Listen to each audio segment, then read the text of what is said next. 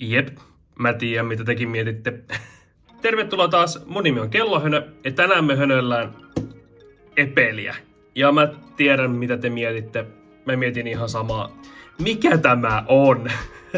Tää on mulle ihan täysin tuntematon kellobrändi. Ja mun piti ihan oikeesti lukea ja käyttää vähän aikaa ja katsoa oikeesti, että mikä tämä on. Almirille tuli tämmönen myyntiin ja mä pistin sille viestiä ja kysyin, että hetkinen, että mä en oo koskaan ennen kuullut tämmöisestä kellomerkistä. Ja tuntuu siltä, että koko internet oli mun kanssa samaa mieltä, koska näistä kelloista ei löydy melkein mistään mitään tietoa. Ebelillä on omat nettisivut tietysti, ja tää kellobrändi on yli 100 vuotta vanha. Ja jotenkin tuntui hassulta, että miksei tästä löydy mitään tietoa. Tai ainakin hyvin vähän. Kuvien perusteella kello oli tosi mielenkiintoisen näköinen ja mä halusin kyllä nähdä sen. Ja mua mietitytti, että suuri osa sveitsiläisistä kellomerkeistä on kuitenkin semmosia, että ne soittaa edes jotain kelloja, mutta tää oli semmonen, että ei ollut mitään käsitystä. Ja mikä tämmöisen historia on? Vai onko sillä mitään historiaa ylipäätänsä? No, tänään me otetaan selvää. Otetaan tähän väliin vielä nopeasti sponsori, niin päästään avaamaan kelloja. Jutellaan sitten vähän lisää, mikä tää on tää homma. Tämän videon mahdollistaa chronoxkellot.fi, suomalaisten kelloharrastajien luotettava verkkokauppa. ChronoXltä löydät laajan valikoiman laadukkaita kelloja maailman huippumerkeiltä. Olitpa sitten etsimässä klassista ajannäyttäjää tai modernia luksuskelloa, ChronoX tarjoaa vaihtoehdot juuri sinulle. Aina nopealla toimituksella ja erinomaisella asiakaspalvelulla. Käy tutustumassa osoitteessa chronoxkellot.fi. Ja sitten takaisin videolle.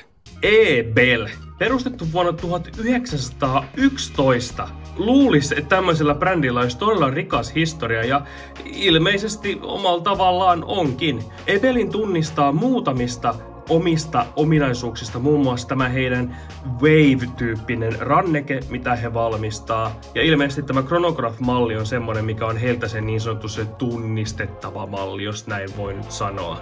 Ebel on osa Movado Groupia, mikä jos joku sattuu tietämään, niin on tämmöinen iso yritys, ketä omistaa paljon näitä muotikellobrändejä. Tähän groupiin kuuluu muun muassa itse Movado, Ebel ja Concorde. Kaikki nämä 3 merkkiä on semmosia, mistä hyvin harvoin kuulee missään mitään juttua. Ja ne on semmosia sanotaan 1000–3000 euroon. Mun mielestä vähän semmosia premium Michael Kors-tyyppisiä kelloja, vähän ehkä rumasti sanottu. Movado Group tekee myös kelloja näille erittäin kuuluisille hienoille horologisille brändeille niin kuin Lacoste ja Tommy Hilfiger, Calvin Klein, Hugo Boss, Coach ja no joo, te ymmärrätte varmasti mitä mä tarkoitan.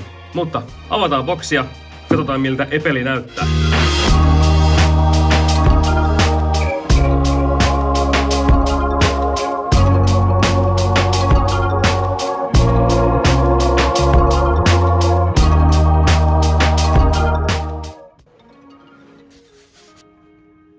Okei. Oi. Oho, kyllä painaa. Wow. Okei.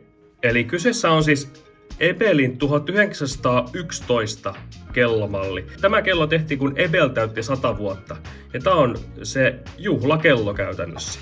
Täyttä 18 karatin kultaa. Ja tää painaa aivan sikana. Ensimmäinen asia, mikä mun kuvissa heti osui silmään, oli tää kopan muoto, kun tää on tämmönen pyöristetty, ihan kun taas niinku ylihiottu. Mutta tää on kyllä hieno. Kyseessä on siis perinteinen kronografi, automaattikronografikello. Peruskronografi osoittimet löytyy tuolta, tunnit, minuutit, sekunnit, kysymysmerkki. Hieno nahkainen ranneke. Miten tää oikein avataan? Hieno display-tyyppinen takalasi, missä näkyy sitten toi numerointi. Tää on numero 38/100. Ja siellä näkyy myös toi juhlavuosi, eli 2011 on täyttänyt 100 vuotta ja 1911 on toi perustamisvuosi firmalle. Tää kello käyttää nettisivujen mukaan Swiss Movement. Sitä ei ole tarkalleen kerrottu, että mikä koneisto täällä oikeasti on sisällä. Mä veikkaan, että on joku modifioitu etäkoneisto. Mä en tunnista koneistoja vielä niin hyvin, että mä osaisin tästä koneistosta sanoa suoraan, että mikä koneisto tää on. Mä epäilen, että tää on mikään Ebelin oma. Ja mun mielestä Movado Groupilla ei yleisestikään ole in-house-kalibereita.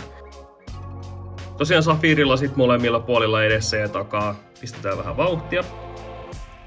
Eli juokseva sekunti. Pistetään tuolta käyntiin. Tää on kyllä hyvän näköinen tämäkin. Hyvän näköiset kronografipainikkeet. Mä tykkään, kun on tämmöiset isot. Niissä on hyvä tartuntapinta näissä kaikissa. Ei sillä tavalla, että näissä ylemmissä tarvitsisi mitään tartuntapintaa olla, mutta onpahan kuitenkin designin puolesta. Tää nuppi auki. Päivyri vaihtuu hienosti tuolta. Tuo hieno toi päivyri-ikkuna. Se on todella pieni. En mä oo koskaan ennen nähnyt kellossa näin pientä. Toisaalta taulukin on tosi pieni. Mulla ei ole tarkkaa millimäärää, eikä mulla ole mittaakaan tässä, että vois mitata, mutta mä veikkaan, että tää on kyllä varmaan 40 millinen. Täytyy kyllä selvittää, että onko tää etäkoneisto. Olisi kiva tietää ja osata itse tunnistaa, että tästä koneiston perusteella. Mut hei, kultakello. Voiko tän miehekkäämpää enää olla? Mulla ei koskaan ennen täyskultaista kelloa ollut kädessä. Ja tää on kyllä ihan vaikuttava oloinen kokonaisuus. Tän kellon paino tuo jo semmoista tietynlaista uskottavuutta. Tämä kellon taulu on tosi makea kanssa, valoa vasten varsinkin kun katsoo. Siellä menee tommonen niinku ihan kuin arkkitehtuuriset piirustukset. Tommosia viivoja tuolla. Ebelin logo on aika iso tossa keskellä. Tosi tiukasti nuo kronografi-ikkunat tossa, ei jää paljon tilaa tohon keskelle. Jos vertaa vaikka Daytonaan tai muuhun, niin siellähän on tilaa keskellä vaikka kuinka. Et kyllä tää kellotaulu itsessään on aika pieni verrattuna tähän koppaan. Vaikuttavin niinku design-ominaisuus tässä kellossa on kyllä tää koppa. Tää on ihan vakuuttava tää kopan muoto. Jos katsoo suoraan edestä, niin ei ole kauhean monta tämän muotoista koppaa. Todella tämmönen niinku muotoiltu kopan reuna. Versus se, kun näkee nykyään moderneissa kelloissa varsinkin, niin ne on hyvin semmosia niinku CNC-työstettyjä, hyvin semmosia niinku suoraviivaisia, niin ihan erilainen tatsi. Pistetään ranteeseen, katsotaan miltä vaikuttaa. Vähän on löysä, katsotaan jos mä taas vähän kiristetty. Tää onkin jännä. Tässä rannekkeessa ei ole ollenkaan reikiä. Eli tää lukko se vaan niinku taittuu tuolta välistä. Omalainen niinku design-päätös sekin on ollut. Vähän tiukemmalle. Jessus, mene nyt. Noin. On se hyvän näköinen. Ei kai oikeeta kultaista kelloa voi huonon näköiseksi sanoa.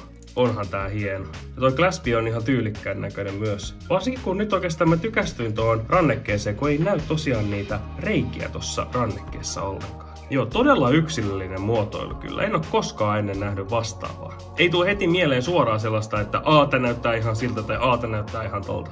Luin tosiaan sen verran Ebelin historiasta yleisestikin, että Ebelillä on ollut tosi paljon sponsoriyhteistyötä urheilijoiden kanssa. F1 on ollut isojen nimien kanssa, tenniksessä, golfissa, Hollywood-ihmisten kanssa.